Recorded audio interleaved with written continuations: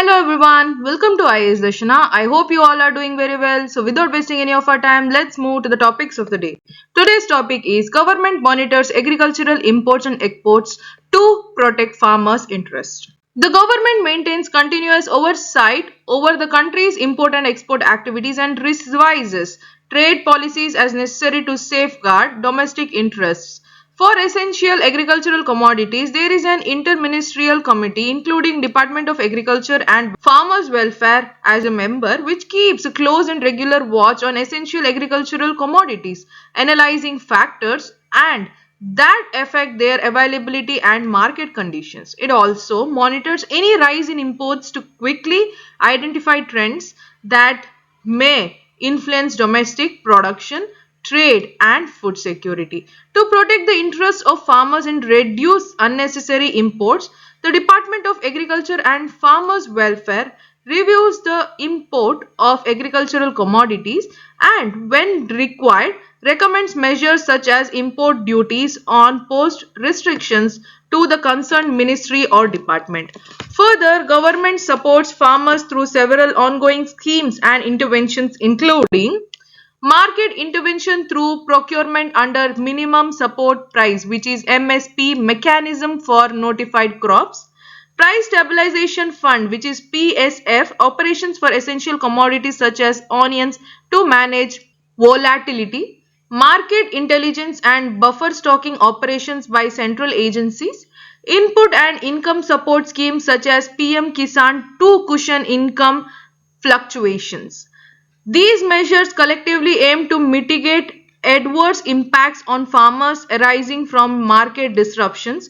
Department of Commerce through the Agricultural and Processed Food Products Export Development Authority provides financial assistance to its member exporters including farmer producer organizations and farmer producer companies from across the country under financial assistance scheme. Specifically with respect to linking farmers to global markets, APEDA provides financial assistance for implementing certification of good agricultural practices, which is GAP, through its registered exporters to enable them to meet the requirements of the importing countries with respect to the quality standards designated by them. In addition to this, around 1080 of capacity building training programs have been carried out during 2025-26 across India in association with the concerned state government agencies with a specific focus of exporters including FPOs, FPCs and SHGs in order to provide linkage of the farmer groups to export supply chain and to promote the entrepreneurs for becoming prospective exporters. Finally, APEDA organized participation of its member exporters including FPOs and FPCs in major international food exhibitions and buyer-seller meets held abroad and in India like World Food India, Indus Food, Ahar in India and Gulf Food, etc.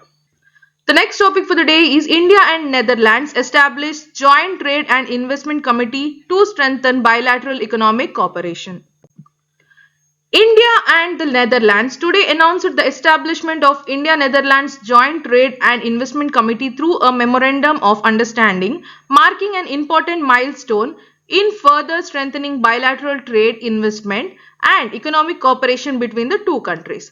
The MOU signed between Ministry of Commerce and Industry, Government of Republic of India and Ministry of Foreign Affairs of the Kingdom of the Netherlands was formally announced today on the occasion of the visit of the Dutch Foreign Minister H.E. David van Wiel to India and his bilateral meeting with the Union Minister of External Affairs, Minister Dr. Jaishankar. The MOU provides for establishment of the JTIC, a formal institutional framework for regular dialogue and cooperation on trade and investment matters. The JTIC will serve as a dedicated mechanism to review bilateral trade relations, promote two-way investments, address investment and trade barriers, and explore collaboration in sectors of mutual interest. Under the MOU, the JTIC will meet annually, alternately in India and the Netherlands, ensuring continuity and sustained engagement at the institutional level.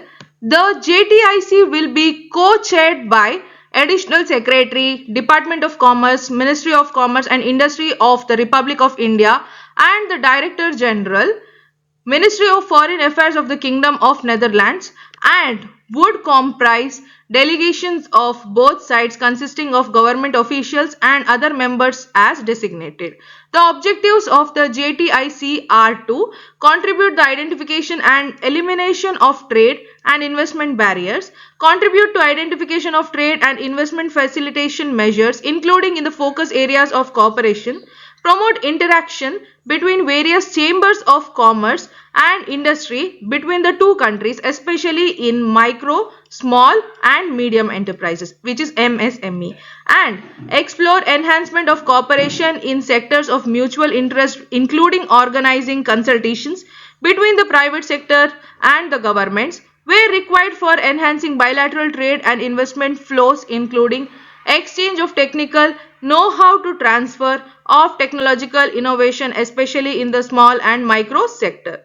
The signing of the MOU reflects the shared commitment of India and the Netherlands to deepen their economic partnership, foster resilient and diversified supply chains, and promote sustainable and inclusive growth. It also complements ongoing bilateral and multilateral engagements, reinforcing the strategic dimension of India-Netherlands relations. So the next topic for the day is ICG commissions GSL's new generation East patrol vessel, which is Amulya. Indian Coast Guard ship, which is named as Amulya, the third in the series of 8 new generation Adamya class fast patrol vessels, was commissioned in Goa on December 19, 2025. This 51-meter vessel, designed and built by Goa Shipyard Limited, represents a new benchmark in indigenous shipbuilding with more than 60% indigenous components. Amulya, which means priceless, underscores India's steady progress towards defense self-reliance in line with a government's Atmanirbhar Bharat and Make in India initiatives. It integrates modern design philosophy focused on efficiency, endurance, and rapid response capability.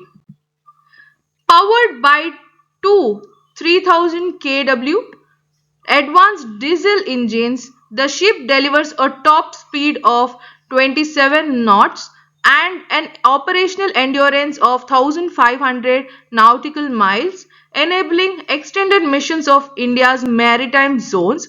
It is fitted with indigenous state-of-the-art weapons or systems, offering superior maneuverability, operational flexibility, and enhanced performance at the sea. It will undertake a range of missions including surveillance, interdiction, search and rescue, anti-smuggling operations, and pollution response, reinforcing ICG's role in safeguarding the eastern seaboard. ICGS Amulya will be based on Paradip, Odisha, operating under the administrative and operational control of the commander. Coast Guard Green. The ship is commanded by Commandant Anupam Singh and has a complement of 5 officers and 34 personnel. The commissioning ceremony was presided over the Joint Secretary, Ceremonial and CAO Shri Amitabh Prasad and attended by senior officials of ICG, central and state governments and representatives from GSL. It marks another step forward in ICG's ongoing fleet expansion, which will contribute substantially to strengthening coastal security. So this is it for today. Thank you for watching. If you like the video, like, share and subscribe. Or if you want to discuss more such videos, comment below the video. Thank you. Have a nice day.